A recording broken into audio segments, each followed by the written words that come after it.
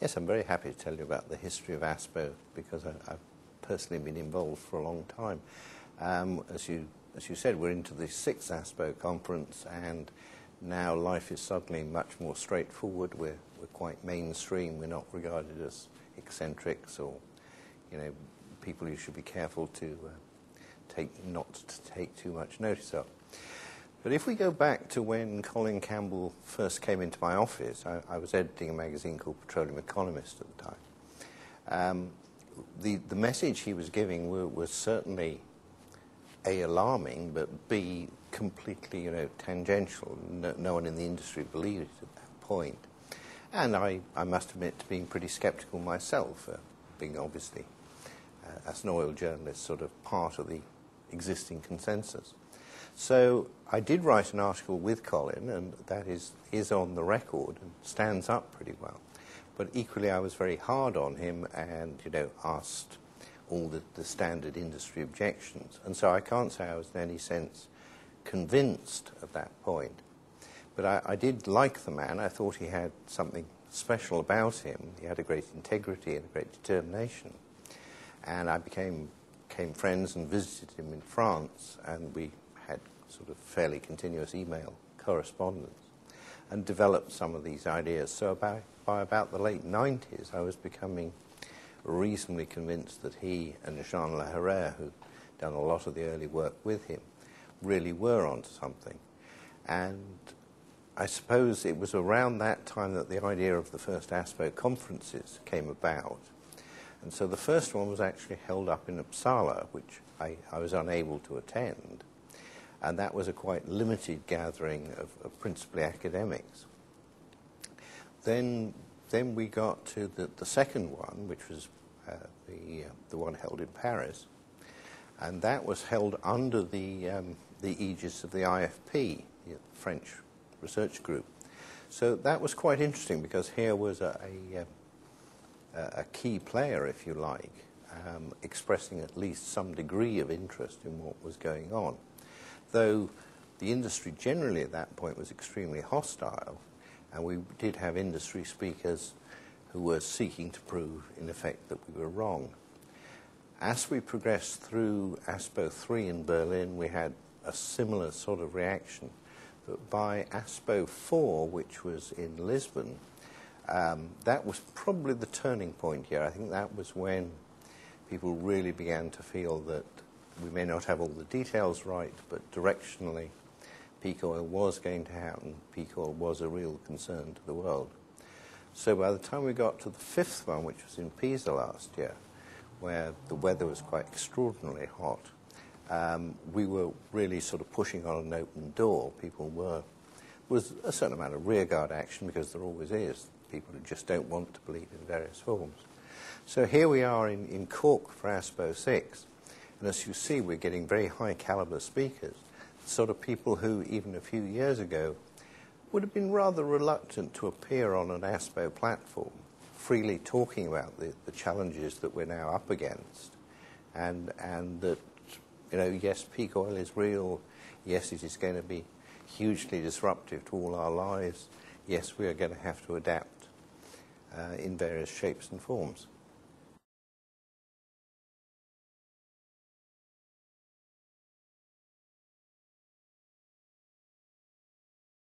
I think the short answer to the degree to which decision makers and politicians around the world are aware of what's going on is that actually they are really quite aware, but they certainly don't feel that they can acknowledge that publicly. If you think about it, the whole drift of politics since the Second World War has been what I characterize as divvying up the sweeties. In other words, seeing which groups will prosper relative to other groups. So contemporary politics has no experience, no ability, faced with a fundamental constraint which may need to be resolved by allocation, by restriction. And certainly you don't get elected by promising people that they're going to have less. So the political classes and the, if you like, the civil service group behind are very, very chary of peak oil. Certainly of talking about it in public. they have a second reason to be very chary, which is back in the 1970s, after the first two oil crises, huge amount of work was done, a lot of effort was put in, and then the oil prices after 85 collapsed. The result of that was a lot of good civil service careers in various energy ministries were wrecked. And so it has been a sort of unofficial statement in the Western bureaucracies that to get too involved with oil and peaking of oil supplies is a sort of career death. So if you like, you've got a group who, yes, they do know about it, no, they're not very prepared to talk about it, and they still don't quite want to believe it because they feel they've seen it once around before and they came off badly.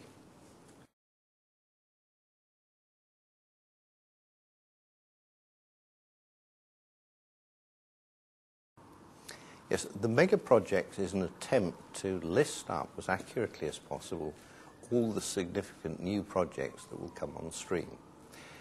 The purpose of doing this is that all of us require a flow of new supply. The actual size of the reserves is rather less important. If you go down to your filling station, you want to fill up your car now. If you're in business, you want a flow of fuel to make your operations function. So it's the flow is the key idea. So the question that mega projects analysis was attempting to answer is the flow sufficient for our likely requirement? Now, over the first one was done in 2003 and was actually fairly rough. I was learning how to do it. But over the intervening period, it has become a good listing of all the upcoming projects. And I've taken the size of the projects down, which really reflects the fact that we don't have that many large projects. We're having more and more small ones. So it's a pretty good listing. Now, of course, it doesn't cover all the new flow that's going to come on the market, because there's lots of little projects and there's infill drilling, for example, which is not publicly recorded. And because I'm doing it on the public databases, which is in practical terms the only way you can do it, I have to make an assessment of the size of this missing tranche. I do that by taking the rate of depletion, and we're getting some rather better figures on that now, and the size of the new capacity that's coming on stream.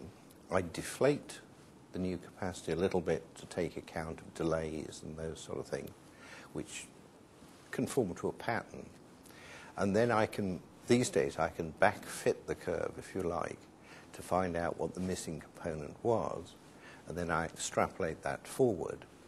And so it's not a perfect analysis, obviously enough, and doing something in a limited space of time out of a public database can't be.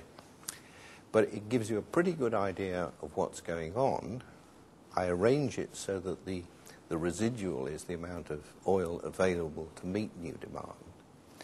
And it also has the advantage that it's quite easy to vary the assumptions around and see what impact that has on peak oil.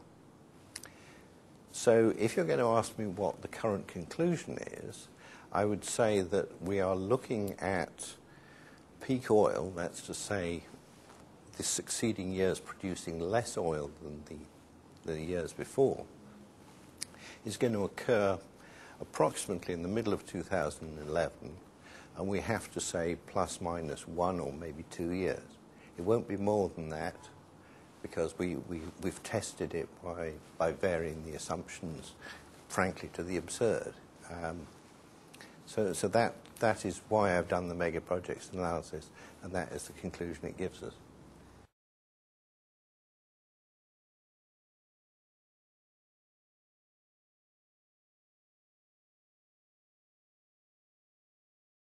I could certainly explain how the growth of demand within the key producing areas is going to affect exports of their oil going forward.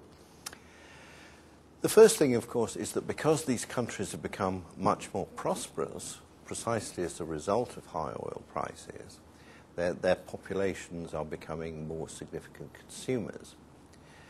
because very often they are not particularly democratic countries, the rulers tend to see relatively low fuel prices as a reward for their populations.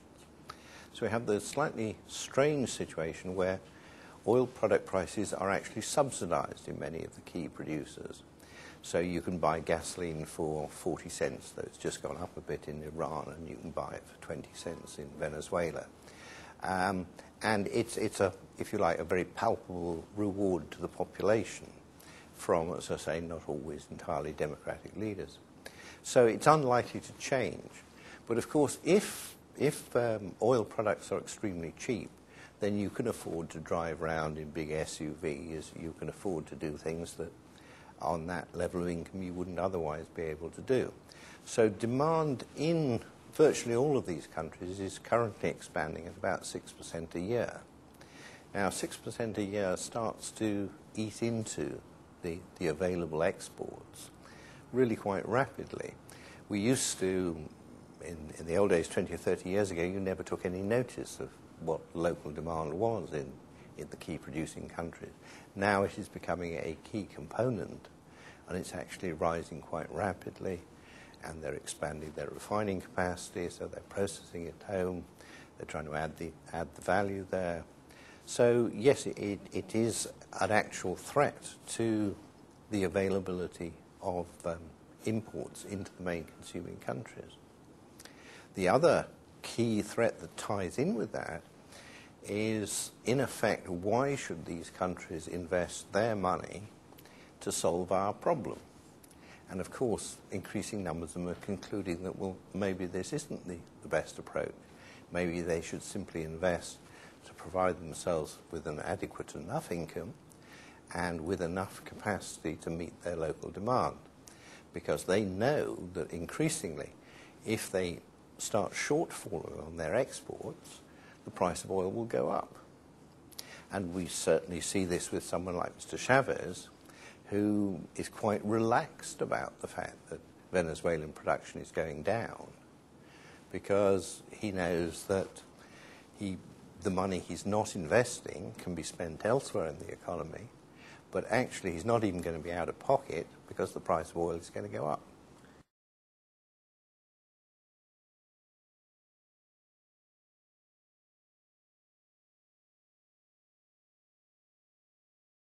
Certainly, the impact of peak oil on the poorer countries in the world is undoubtedly going to become very severe. Most of the Western world is really fairly comfortable. It may alter our expenditure patterns, but we are not vastly discomforted by high oil prices. However, that certainly doesn't apply in great swathes of Africa or South America or parts of Southeast Asia.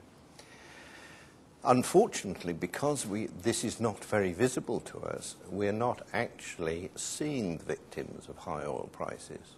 The victims of high oil prices are school children walking to school where they used to take the bus, their aid flights that aren't being made, their businesses that cannot operate or go out of business in these countries. So yes, because the effect hasn't really lapped onto our own shores, we tend to assume that it isn't there, but in fact it is.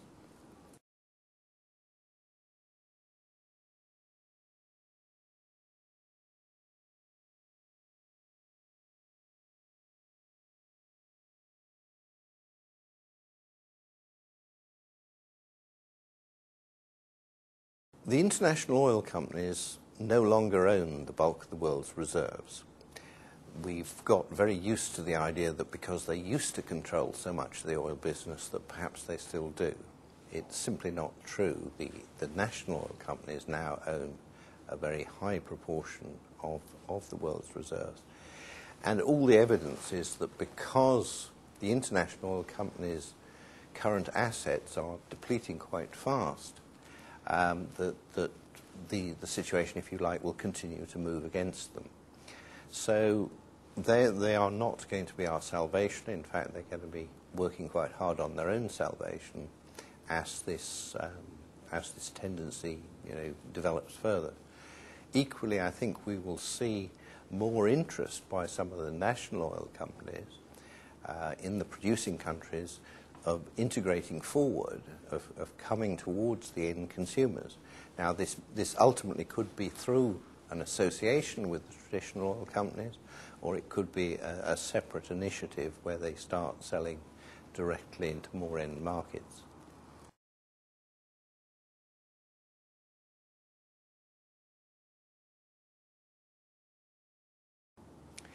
The point we have reached is that non-OPEC supplies are now at best static and maybe getting close to the point where they start falling. Therefore, in simplistic terms, we're going to become more and more dependent on OPEC. Is this in fact realistic? I think the short answer is we'd rather not discuss this problem because it's a huge political challenge. We are now going to be ever more dependent on a quite limited group of people who may or may not share our hopes, aspirations and values. And that is a real political challenge. We've also been assuming, which historically was correct, that a combination of indebtedness and arms sales would keep them supplying freely to us. This proved true for 20 or 30 years, but of course oil prices have now risen to the point where they can make their arms purchases more or less out of the petty cash, where most of them have paid their debts right down, so they have no particular reason to do our bidding, if you like. So it's now got to be a much more cooperative relationship, which we will find difficult because the relationship historically has always been, we are your big market, you must do this. That is changing and changing very fast. I think it's fairly unpredictable as to how well we'll handle that changeover.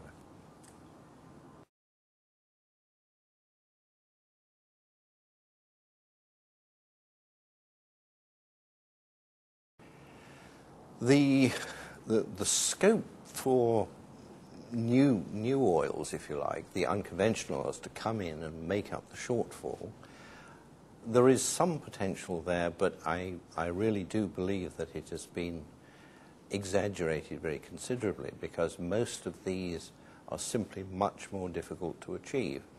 If you want to extract oil from the Canadian tar sands, you've got to do an awful lot of work. If you produce an oil field, all the work has been done for you. Nature has concentrated it, has put it in the right place. And essentially all you've got to do is make sure there's a tube from where the oil is to the surface. Once you get into something like tar sands, you're digging up huge tonnages of sand and shale and the rest of it, and you're attempting to extract a limited volume of bitumen from that. So that's hard work. That's expensive work. The return is not good.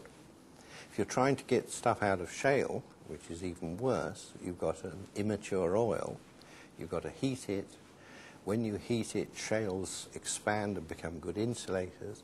It's a slightly nightmare problem as to how you produce useful volumes from this. If you go back to the coal to liquids technology, we know how to do that. That's an established technology. It's not a particularly efficient transmutation.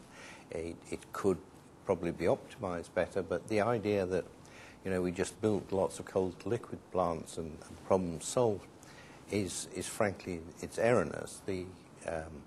Apart from the obvious climate change impact of using large quantities of coal, these aren't easy processes. You can't actually at the moment go off and buy one.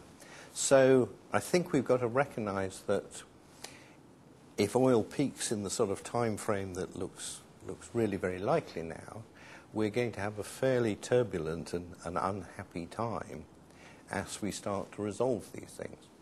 Because the other thing is that we don't quite know which alternative technologies will work best. Therefore, it's quite inevitable that we will misinvest, that large sums of money will be invested and then be written off because it doesn't work quite right, which again is a difficult one for our financial and company system to handle.